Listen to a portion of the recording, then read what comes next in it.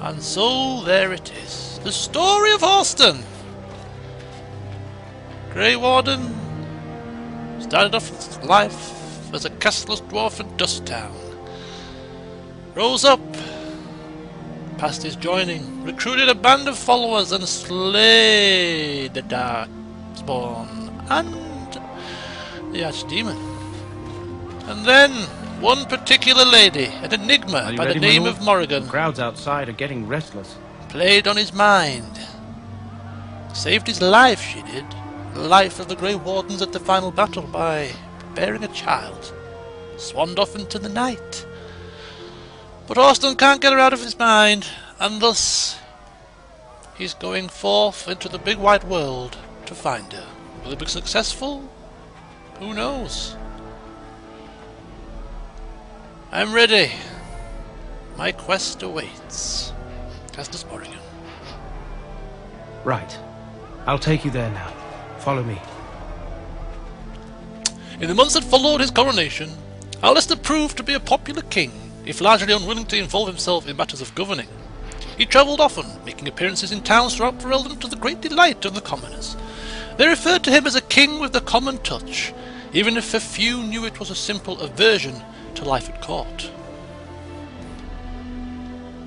News that the urn of sacred ashes had been found in Ferelden did not spread outside the Chantry until Brother Genetivi made an announcement several months after the defeat of the Darkspawn. The manuscript detailing his research and his experience with Andraste's cult drew huge interest among scholars throughout Thedas. Some years later, the Chantry announced that the resting place of Andraste's ashes had indeed been found. A ripple of excitement spread among the pious people of Thedas, with many undertaking pilgrimages to see the ashes or partake of their healing powers. Following months of effort, the Tower of the Circle of Magi was finally cleansed of the last spirits to slip through the veil. No further abominations were created, and First Enchanter Irving was pleased to declare the circle safe. All that could be saved had been. With the slavers shut down in the alienage, the lot of the city-born elves improved for a time. The new king even named the local elder to his personal court. A scandal amongst the humans, but a sign of new hope to the elves. Shiani continued to be an outspoken member of the alienage community, and in time became the new elder. That outspokenness earned her frequent trouble, but served her people well. Arl Eamon remained in Denerim for some time, acting as the Chancellor and Chief Advisor to King Alistair. Tegan ruled over Redcliffe in his stead, and was surprised to find himself well loved by the villagers, who were still grateful for the nights he spent defending their lives. In time, Eamon abdicated in favour of his brother, an event that locals greeted with approval and enthusiasm.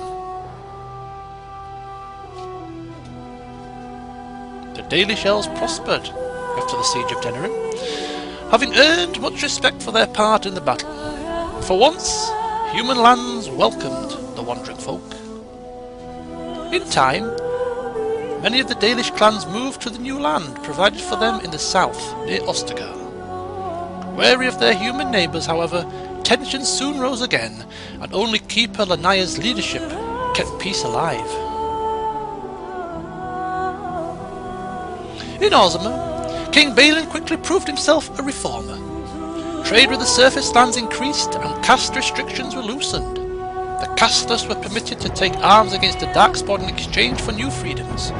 For the first time in generations, the line in the Deep Roads was pushed back, and a few tithes were reclaimed.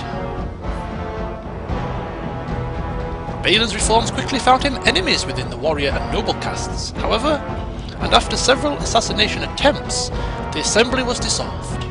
The king then ruled alone, some said as a tyrant, others said as a visionary, determined to drag Orzammar into the modern world. The assembly unanimously declared Horston a living paragon, following months of deliberation. A new statue was erected in the Commons, and a new house founded in the paragon's name, quickly drawing a great number of followers from every caste. The dwarven mage Dagna ultimately completed her studies at the rebuilt Circle Tower on the surface, Eventually, she published a comprehensive theory of how lyrium vapors relate to the supply of magic. It gained a great deal of attention. This inspired mages from other parts of Thedas to establish a new circle of magi in Orzammar itself, one that had ready access to dwarven lyrium and lies outside the Chantry's power completely. The willingness of Orzammar to harbour apostates sparked outrage and began whispers that the Divine was contemplating a new exalted march. Although the Anvil of the Void was destroyed, rumours about its location crept into Orzammar. Years later, thanks to the defeat of the Darkspawn on the surface, a few determined smiths managed to locate the Anvil's remains. They examined the ruins of the Anvil, and upon returning to Orzammar with their findings, convinced the Shaper to attempt to recreate Karadin's research. A new golem was created, bound with a spirit taken from the Fade. The golem immediately went insane, killing several Shapers before it was destroyed. The research was branded excessively dangerous and sealed away. Whispers of its existence circulated throughout Orzammar, however, and demand among the smith caste to reopen Karadin's research refused to abate.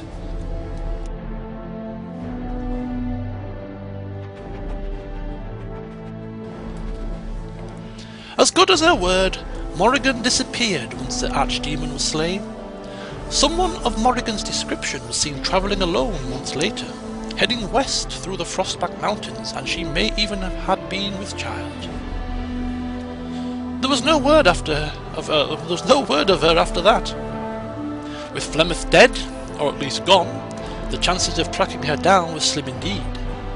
One cannot help but wonder, however, what became of the child? What were Morrigan's plans? These questions must remain a mystery, for now. Both Horston and the companions who helped defeat the Blight eventually scattered to the Four Winds, drawn either by personal duty or the call to further adventure. Circumstance dictated that they would not see each other again, at least for a time. As the blighted lands began to heal and the Grey Wardens slowly rebuilt the Order in Amaranthine, they discovered that the fight against the Darkspawn was not yet complete. Although the Horde was routed and had dissolved upon the Archdemon's death, many of the more powerful Darkspawn survived to organise roving warbands that preyed both upon the land and upon each other. These warbands spread havoc, and some even journeyed west into Orlais or crossed the shining sea by the deep roads. They proved incredibly difficult to wipe out. But these are tales yet to be told. This tale ended with Horston when he sank his blade into the Archdemon's head and destroyed it forever. It was not the last that Ferelden would hear of him, however.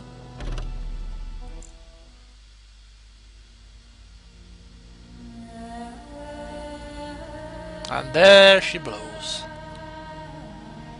That concludes Let's Play Dragon Age Origins, and upon playing it for a second time, almost a year and a half after it was released, I think, it's just cemented in my mind that yes, this is definitely one of my top 5 games of all time.